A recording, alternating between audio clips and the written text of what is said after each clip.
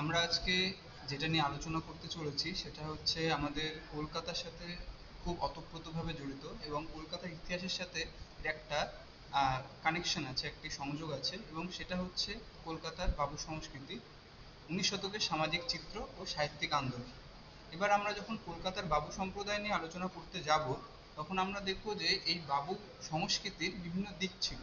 এর যেমন একটি উত্থানের কারণ ছিল, তেমন এর পতনের একটি কারণ ছিল এবং একটি সামাজিক চরিত্র ছিল। সেটা নিয়ে আজকে আমরা আলোচনা করব।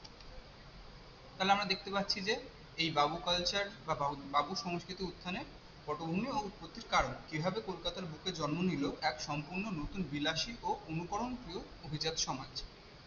এবার যদি আমরা দেখি যে বাবু সংস্কৃতির উৎপত্তির কারণ কি, তখন আমরা দেখব যে কিছু ঐতিহাসিক কারণ এর সাথে সংযুক্ত আছে, এবং তার মধ্যে প্রধান কারণ হিসেবে যেটা বলা হয় সেটা হচ্ছে ব্রিটিশদের ভারতের প্রথম যে যুদ্ধ ছিল সেটা জয়লাভ। এবং সেটা আমরা জানি যে 1957 সালে পলাশির যুদ্ধ হয়েছিল বাংলাতে। সেই যুদ্ধে সিরাজউদ্দৌলা হেরে গিয়েছিল এবং যে ব্রিটিশদের কোম্পানির পক্ষ থেকে রবার্ট ক্লাইভ যুদ্ধে জয়লাভ করেছিল। এবং আমরা দেখতে পারবো যে এর পরবর্তীকালে তারা কলকাতার আশেপাশের অনেকগুলো গ্রাম তারা লিজ নিয়েছিল, বন্ধক নিয়েছিল এই পরবর্তী যে নবাব ছিল মির্জাফরের কাছ থেকে। এবং আমরা দেখতে পারবো যে পলাশী যুদ্ধের পরবর্তী সময়ে ব্রিটিশ ইস্ট ইন্ডিয়া কোম্পানির হাত ধরে কলকাতার এক তীব্র অর্থনৈতিক রূপান্তর ঘটে। অর্থনৈতিক রূপান্তর মানে কি, কলকাতায় যখন শুরু করলো প্রতিষ্ঠা জব চার্নাক 1690 সালে, তখন আমরা দেখতে পারবো যে এখানে এই যেসব ব্রিটিশরা এসেছিল, ব্রিটিশ কর্মচারীরা এসেছিল কোম্পানির হয়ে, ইস্ট ইন্ডিয়া কোম্পানির হয়ে, তাদের দেখতে পারবো যে কিছু কিছু তাদের বাংলার ভারতীয় কিছু কি বলবো দালাল শ্রেণী তাদের সাথে যুক্ত হয়েছিল। এবং সেখানে আমরা দেখবো যে দেওয়ান, মুৎসুদ্দি, এছাড়াও বেনিয়ান, মুন্সি, এসব বিভিন্ন ধরনের আমাদের কাজের কি বলবো পেশার মানুষ তাদের সাথে যুক্ত হয়েছিল এবং তাদের থেকে প্রচুর টাকা আত্মসাৎ করে তাদের একটি অভিজাতপূর্ণ জীবনযাপন শুরু করেছিল। পরবর্তী স্লাইডে যদি আমরা দেখতে পাই, তাহলে আমরা দেখতে পারবো যে এর পরবর্তীকালে যখন লর্ড কর্নওয়ালিস এলো বাংলার গভর্নর জেনারেল হয়ে, তখন আমরা দেখতে পারবো যে তিনি একটি বন্দোবস্ত চালু করেছিলেন। সেটি হচ্ছে চিরস্থায়ী বন্দোবস্ত। এবং চিরস্থায়ী বন্দোবস্ত মানে কি, চিরস্থায়ী বন্দোবস্ত মানে হচ্ছে তোমার যে বাংলার জমি ছিল সেটা হচ্ছে এখন সরকারের বা ব্রিটিশ কোম্পানির হয়ে গেছে যুদ্ধের পরে, জয়লাভের পরে। সেই জমিগুলোকে যে জমিদার ছিল, পুরাতন জমিদার, তাদের থেকে নিয়ে বা কিছু কিছু পুরাতন জমিদারদের রেখে সেগুলো বন্দোবস্ত দেয়া, মানে সেই জমি থেকে তারা কিভাবে কর দেবে সরকারকে, বা শুল্ক দেবে, রাজস্ব দেবে, সেটার একটা বিষয় তাদের সাথে মিটমাট করে নেয়। এবার আমরা দেখতে পারবো যে এই মিটমাট করে নেওয়ার সময় কিছু কিছু শ্রেণী এই সময় উৎপত্তি লাভ করেছিল। আমি বলেছি যে পুরাতন জমিদার কিছু ছিল, কিন্তু নতুন জমিদার কিছু উৎপত্তি হলো এবং তারা এই নিলামে, জমি নিলাম হচ্ছে, সেই নিলামে কিছু জমি তারা কিনে নিয়ে সেখানে তারা সেই ভুইফোঁট জমিদার হিসেবে সেখানে গ্রামে তারা বসতে শুরু করলো। এবং সেখান থেকে গ্রামীণ অর্থনীতি থেকে প্রচুর পরিমাণে অর্থ তারা আত্মসাৎ করা শুরু করলো। এবং আমরা দেখতে পারবো যে যখন এই ব্যবসা বাণিজ্যের দিক থেকে আসছে আমাদের বাবুরা, তখন আমরা দেখতে পারবো যে কলকাতায় প্রথম দিকে ব্যবসা বাণিজ্য তেমন কিছু ছিল না, কারণ ভারত প্রথম দিক থেকে একটি কৃষি অর্থনীতির দেশ, তো সেখানে শিল্প ব্যবসা বাণিজ্য আমরা আশাই করতে পারি না। পুরোনো দিনে ছিল বাণিজ্য, দূর বাণিজ্য, আমাদের ইউরোপের সাথে হোক বা আরবের সাথে হোক বা সাউথ ইস্ট এশিয়ার সঙ্গে হোক। কিন্তু আমরা দেখতে পারবো যে এখানে কিছু কিছু শ্রেণী তারা গড়ে উঠলো, যেখানে প্রথম দিকে আমরা দেখতে পারবো সাবর্ণ রায়চৌধুরীরা, তারপরে হচ্ছে এরা হচ্ছে প্রথম দিকে লবণ এবং আফিম এইসবের ব্যবসা করতো এবং কাঠের ব্যবসা করতো। এইসব ব্যবসা করে তারা এই কলকাতার বুকে একটি বৃহৎ বড় শ্রেণী হিসেবে উঠে এলো। এবং তারা কিন্তু প্রথম থেকে বুনিয়াদি বা বনেদি বাড়ি ছিল না, তাদের পূর্বপুরুষদের কোনো বনেদি বাড়ির কোনো চিহ্নই ছিল না। তার পরবর্তীকালে এসব হঠাৎ করে রাতারাতি যাদের বলা হয় বড়লোক হয়ে তারা এইসব বাবু শ্রেণীতে পরিণত হয়েছিল। ঠিক আছে, আমরা দেখতে পারবো যেখানে দালালি ও মুৎসুদ্দি বৃত্তি। আমরা দেখতে পারবো যে কিছু কিছু যারা ব্রিটিশরা আসতো ভারতে, তাদের সঙ্গে ব্রিটিশ যারা আমাদের দেশীয় লোক আছে তাদের তো ভাষাগত তফাৎ ছিল। তো এমন কিছু ছোটোখাটো শিক্ষিত লোক তারা পড়াশুনো করেছিল এবং ইংরেজি এবং বাংলার মধ্যে একটা কানেকশনের ব্রিজের মতো কাজ করতো। ঠিক আছে, এদের আমরা অনেক সময় বেনিয়ান বলি বা মধ্যস্থতাকারী বলি। এছাড়াও ছিল দেওয়ান, যারা এইসব অঞ্চলের ছোটোখাটো জমিদার বা জমির রাজস্ব গ্রহণ করতো। তারপরে মুন্সি, যারা হচ্ছে এইসব ব্রিটিশ কর্মচারীদের পার্সোনাল পিএ বা অ্যাসিস্ট্যান্ট বলতে পারো, তারা ছিল। আমরা দেখতে পারবো যে এখানে লেখাই রয়েছে যে ইস্ট ইন্ডিয়া কোম্পানি বাণিজ্যে মধ্যস্থতাকারী হিসেবে কাজ করে তৎকালীন বহু সাধারণ বাঙালি পরিবার রাতারাতি কুবেরের সম্পদের অধিকারী হন, মানে বড় লোক হয়ে ওঠে। এবং শিল্প বিনিয়োগের অভাব, আমরা দেখতে পারবো যে এই যে টাকা পয়সা তারা উপার্জন করছে ব্যবসা বাণিজ্য করে, কিন্তু এখানে টাকাগুলো ইনভেস্ট করার বা লগ্নি করার কোনো জায়গা নেই। কারণ তখন ভারতবর্ষ বা পশ্চিমবঙ্গ অতটা অর্থনৈতিক দিক থেকে এগিয়ে ছিল না যেখানে এই টাকাগুলো তারা বিনিয়োগ করতে পারে। ঠিক আছে, এবার আমরা যদি পরবর্তী স্লাইডে যাই, আমরা দেখতে পারবো যে বাবু সংস্কৃতির মূল চারিত্রিক দিক কি ছিল, মানে এই বাবু সংস্কৃতির চরিত্রটা কেমন ছিল। তাহলে আমরা দেখতে পারবো যে প্রথমেই তারা বলেছে অমিত বিলাসিতা, অমিত ব্যয়ী বিলাসিতা। এবার অমিত ব্যয়ী মানে হচ্ছে কি, মানে না খেয়ে মানে কোনো চিন্তা না করে টাকা পয়সা খরচ করে দেয়, তাকে বলে অমিত ব্যয়ী বিলাসিতা। এবার কিভাবে তারা করতো, এবার আমরা দেখতে পারবো যে তারা বিলাসবহুল বাইজি নাচ, বিড়ালের রাজকীয় বিয়ে, মদ্যপান, ঘুড়ির প্রতিযোগিতা, অর্থ উড়ানোর দিকে বাবুদের চরম গৌরব এবং দুর্গোৎসবে রাজকীয় আতিথেয়তায় মেতে ওঠাও ছিল বড় বৈচিত্র্য। আমরা দেখতে পারবো যে এই দুর্গোৎসবটা আমরা দেখি এখন কলকাতায় প্রচুর বড় বড় দুর্গোৎসব হয়, কিন্তু কিছু বনেদি বাড়ির দুর্গোৎসব হয়। তার মধ্যে আমরা দেখতে পারবো যে কিছু বিখ্যাত যেমন বনেদি বাড়ি আছে, যেমন ধরে নেওয়া হচ্ছে আমাদের শোভাবাজার রাজবাড়ি, এবং সেখানে প্রথম বলা হয় যে পলাশীর যুদ্ধের পরে রবার্ট ক্লাইভকে খুশি করতে সেখানে প্রথম দুর্গোৎসব করেছিল তখনকার তৎকালীন রাজা আর কৃষ্ণদেব রায়। ঠিক আছে, এবং বলা হয় যে এই ব্রিটিশদের খুশি করার জন্য তিনি এই দুর্গাপুজো এমন জাঁকজমকভাবে শুরু করেছিলেন। কিন্তু তার আগে আমরা দেখতে পারবো 1690 খ্রিস্টাব্দের দিকেই এই সাবর্ণ রায় চৌধুরীরা কিন্তু দুর্গাপুজো করছে। দুর্গাপুজোর প্রচলন কিন্তু ছিল, কিন্তু সেটা খুব কম পরিসরে ছিল। কিন্তু এই বাবুরা দেখনদারির জন্য এই দুর্গাপুজোকে একটা আলাদা মাত্রায় নিয়ে গেছিল। এবং আমরা যখন দেখবো যে পরবর্তীকালে সাহিত্যে বাবু কালচারের প্রভাব কি পড়েছে, তখন আমরা এই দুর্গাপুজোকে কিভাবে বড় করে করার একটা প্রতিযোগিতা তৈরি হয়েছিল সেটা আমরা দেখতে পারবো। এবং আমরা দেখবো যে এখানে একটা পয়েন্ট আছে দ্বিমুখী সামাজিক চরিত্র, মানে বাহ্যিকভাবে ব্রিটিশ প্রভুদের তুষ্টি সাধন ও অভ্যন্তরীণভাবে প্রাচীন রক্ষণশীল সনাতন নিয়মের কট্টর সমর্থক ছিলেন এদের দ্বিমুখী চরিত্র। মানে এরা কিন্তু খুব সনাতন ধর্ম বা হিন্দু ধর্মের বিরোধিতা করতো না, কিন্তু এরা ব্রিটিশদের খুব তুষ্টি করে বা তোষণ করে চলতো, যাতে ব্রিটিশদের থেকে তারা কিছু আয় করতে পারে বা কিছু করতে পারে, তাদের থেকে বিভিন্ন সুযোগ সুবিধা নিতে পারে। এবার আমরা দেখতে পারবো এই ব্রিটিশদেরই অনেক এমন মধ্যস্থতাকারী বা বেনিয়ান বা মুন্সি ছিল যারা একদম শুষে নিয়ে তারা বড়লোক হয়েছিল। এবার আমরা দেখবো যে তৎকালীন একটি পত্রিকা সমাচার দর্পণ, সেখানে বাবুদের সম্পর্কে কিছু লেখা হয়েছে। আমরা দেখবো যে কি লেখা হয়েছে। বলছেন যে একজন বাবু জিজ্ঞেস করছেন, ভট্টাচার্য মহাশয়, সুরাপানে কি পাপ হয়? উত্তর, ইহাতে পাপ হয় যে বলে তাহার পাপ হয়, ইহার প্রমাণ আগম ও তন্ত্রে দুইটা বচন অভ্যাস দিলেন, পাঠ করিলেন এবং কহিলেন মদ্যবতী রেখে উপাসনাই হয় না। বলরাম ঠাকুরও মদ্যপান করিয়াছিলেন, বাবু তুষ্ট হইয়া ভট্টাচার্যকে টোল করিয়া দিলেন। মানে এখানে দেখানো হচ্ছে যে এই বাবুদের থেকে হচ্ছে সুযোগ সুবিধা নেওয়ার জন্য কিছু কিছু এমন শ্রেণী ছিল, বিশেষ করে ব্রাহ্মণ শ্রেণী, তারা কিন্তু শাস্ত্রের জ্ঞান তখনই ফলাতো যখন তারা এই বাবুদের তুষ্টি করতে হতো। মানে যেমন বলা হচ্ছে যে এখানে ভট্টাচার্য মহাশয় একজন ব্রাহ্মণ, এবং তাকে বলা হচ্ছে যে সুরাপান বা মদ খেলে কি কোনো সমস্যা হয় বা কোনো শাস্ত্র বিরোধী কাজ? বলছে না, এমন কোনো শাস্ত্র বিরোধী কাজ নেই, এবং কিছু মন্ত্র বা শাস্ত্রের জ্ঞান দিয়ে বুঝিয়ে দিলেন যে কোনো শাস্ত্র বিরোধী কাজ এটা নয়। এবং এর জন্য বাবুরা তাকে কি দিলেন, একটি টোল খুলিয়ে দিলেন, বা বিদ্যালয়, ছোট ধরনের একটি বিদ্যালয় যাকে আমরা আগে টোল বলতাম বা পাঠশালা বলতাম, সেটা তিনি খুলে দিয়েছিলেন এই অনেক ব্রাহ্মণকে। এবার আমরা দেখবো যে এই সাহিত্যে বাবু সংস্কৃতির কিভাবে প্রতিফলিত হয়েছে।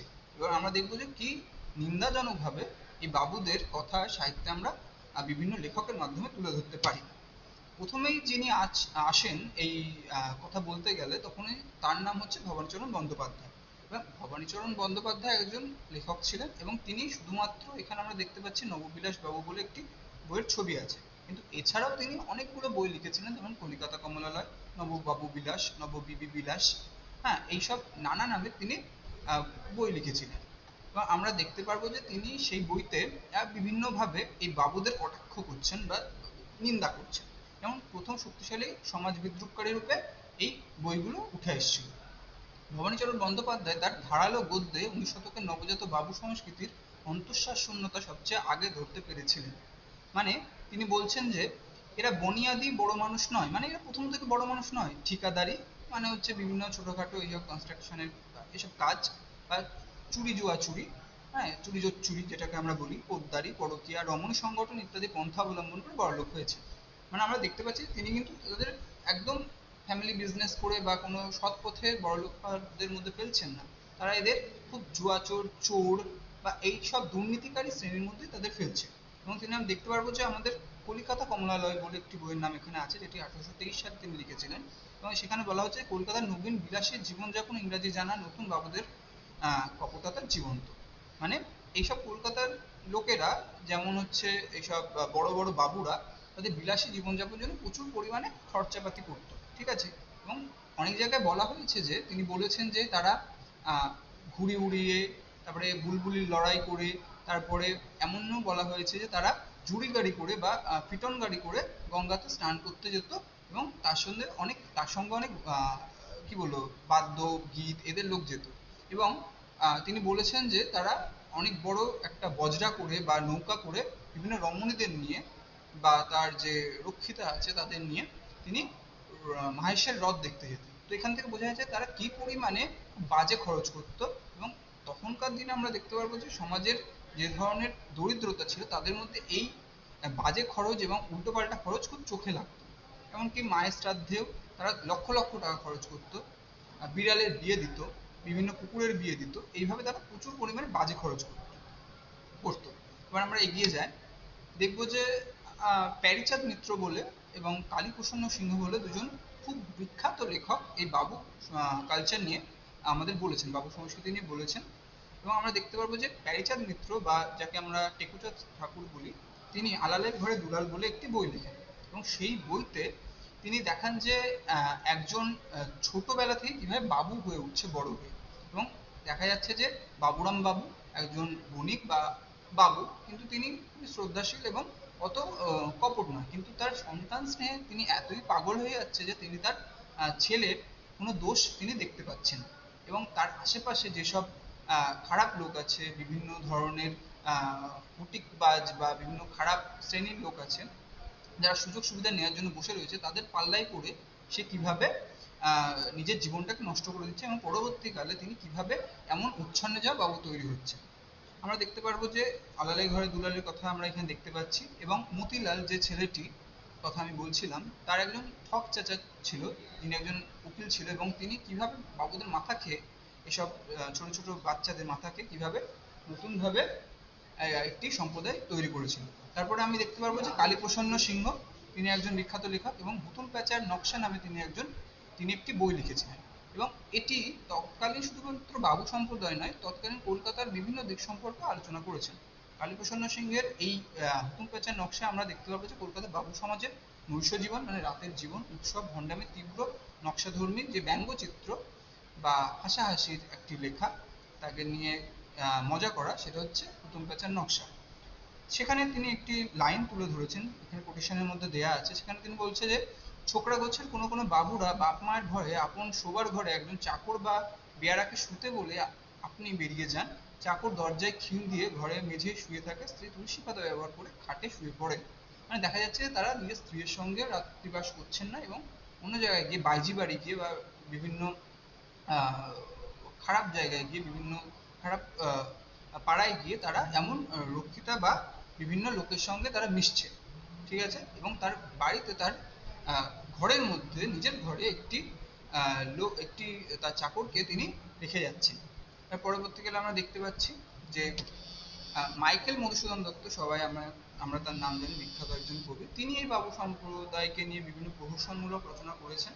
এবং তিনি একজন এই ইয়ং বেঙ্গলের সমর্থক বলবো না, তিনি এই ইয়ং বেঙ্গল মুভমেন্টকে কিছু এই তার লেখার মাধ্যমে সমালোচনা করেছেন, ঠিক আছে। আমরা জানি ইয়ং বেঙ্গল যে মুভমেন্ট শুরু হয়েছিল নববর্ণ আন্দোলন 19 শতকে, সেটি মূলত ডিরোজিও বা হেনরি লুই ভিভিয়ান ডিরোজিও নেতৃত্বে হয়েছে। এবং তারা বিভিন্ন ধরনের এমন কাজ করতো যেটি অনেকটাই হিন্দু ধর্ম বিরোধী। যেমন তিনি তার প্রথম লেখা একেই কি বলে সভ্যতা, তিনি সেখানে দেখিয়েছেন যে একজন যুবক, একজন শিক্ষিত যুবক, তিনি কিভাবে রাত্রের অন্ধকারে একটি বাইজি বাড়িতে গিয়ে তিনি তার বন্ধুদের সঙ্গে মিশে অনেক খুব বেশি পরিমাণে উল্টোপাল্টা খরচ করছেন। এবং দেখা যাচ্ছে যে একজন সন্ন্যাসীকে তিনি তার এই অধ্যত্ববাদী ইংরেজি সংস্কৃতির মাধ্যমে কিভাবে অপমান করছেন। এটা হচ্ছে বা একেই বলে সভ্যতার একটি ঘটনা বা একটি আলোচনা। আরেকটি তিনি বই লিখেছেন, সেটা হচ্ছে বুড়ো শালিকের ঘাড়ে রোল। বুড়ো শালিক বলতে তিনি বৃদ্ধ বাবুদের কথা বলেছেন, যে তারা কিভাবে সমাজ সচেতনতা বাদ দিয়ে সমাজে তার রেপুটেশন বা তার ছবিকে বাদ দিয়ে কিভাবে এইসব নোংরা রমণী ঘটিত এবং ঔদ্ধত্যপূর্ণ জীবনযাপন করতেন। একজন বিখ্যাত ঔপন্যাসিক আমরা জানি যে বঙ্কিমচন্দ্র চট্টোপাধ্যায়, তার লোকরহস্যের ব্যঙ্গচিত্র, লোকরহস্য বলে তার লেখা আছে, তার মধ্যে তিনি বাবু প্রসঙ্গ বলে একটি প্রসঙ্গ লিখেছেন বা প্রবন্ধ লিখেছেন। এই বাবু প্রবন্ধে তিনি বলেছেন যে বাবু কারা, তিনি তার একটি বর্ণনা দিয়েছেন। একটু আমরা দেখতে পাচ্ছি, এখানে আমরা দেখবো যে বাবুর সংজ্ঞা তিনি কি দিয়েছেন, যার ভাষা ইংরাজি, জীবনযাপন অনুকরণ প্রিয়, জ্ঞান বিমুখ ও দেশপ্রেমবিহীন তিনি প্রকৃত বাবু। মানে হচ্ছে তিনি ইংরেজিতে কথা বলেন, ইংরেজি শিক্ষিত বলা যায়। তিনি অনুকরণ প্রিয়, মানে ইংরেজি যেসব ইংরেজদের বিভিন্ন স্যুট প্যান্ট পরা, কথা বলা ওইভাবে, মদ খাওয়া, তিনি এইসবের পক্ষে ছিলেন। এবং তিনি দেশপ্রেমবিহীন, মানে দেশকে তিনি ভালোবাসেন না, বা নিজের এলাকাকে নিজের দেশকে না ভালোবেসে ইংল্যান্ড বা ইংরেজদের সংস্কৃতি তিনি ভালোবাসেন। এছাড়াও তিনি বলেছেন যে যাহারা চিত্রবসনাবৃত, বেত্রহস্ত, রঞ্জিত কুন্তল মহাপাদুক তাহারাই বাবু, যারা বাক্যে অজেয়, পরভাষা পারদর্শী, মাতৃভাষা বিরোধী, তাহারাই বাবু। মহারাজ, এমন অনেক মহাবুদ্ধি সম্পন্ন বাবু জন্মিবেন যে তাহারা মাতৃভাষার বাক্যালাপে অসমর্থ হইবেন। মানে তারা মায়ের ভাষা বিরোধী কিন্তু পরভাষা প্রিয়, এবং মায়ের ভাষা বলতে তারা লজ্জাবোধ করে। এছাড়াও তিনি বলছেন যে তারা সঞ্চয়ের জন্য উপার্জন করে, কিন্তু উপার্জনের জন্য বিদ্যাধ্যয়ন করে, মানে শেখে উপার্জন করবে বলে, এবং বিদ্যাধ্যয়নের জন্য বা কিছু শিক্ষা লাভের জন্য তারা চুরি করে। এরাই হচ্ছে বাবু। তিনি এইভাবে এই বাবু কালচারকে বা বাবু সংস্কৃতিকে তুলোধনা করেছেন বা তাদের বিরোধিতা করেছেন। এবং তিনি শেষে গিয়ে বলছেন যে একটা জায়গায় যে তারা কেমন ধরনের বাবু, তারা বলছেন যে যিনি উৎসবার্থ দুর্গাপুজো করবেন, উৎসব করার জন্য দুর্গাপুজো করবেন, গৃহিণীর অনুরোধে বা বউয়ের অনুরোধে লক্ষ্মী পুজো করবেন, এবং উপগৃহিণীর অনুরোধে বা যে রক্ষিতা আছে তার অনুরোধে সরস্বতী পুজো করবেন, এবং পাঠার লোভে গঙ্গা পুজো করবেন, মানে পাঠা খাবো তাই জন্য আমি পুজো করবো। এটা হচ্ছে তাদের আসল চরিত্র। আমি দেখবো যে শিবনাথ শাস্ত্রী বলে একজন বিখ্যাত সমাজ সংস্কারক ছিলেন, তার রামতনু লাহিড়ী ও তৎকালীন বঙ্গ সমাজ বলে একটি গ্রন্থ ছিল।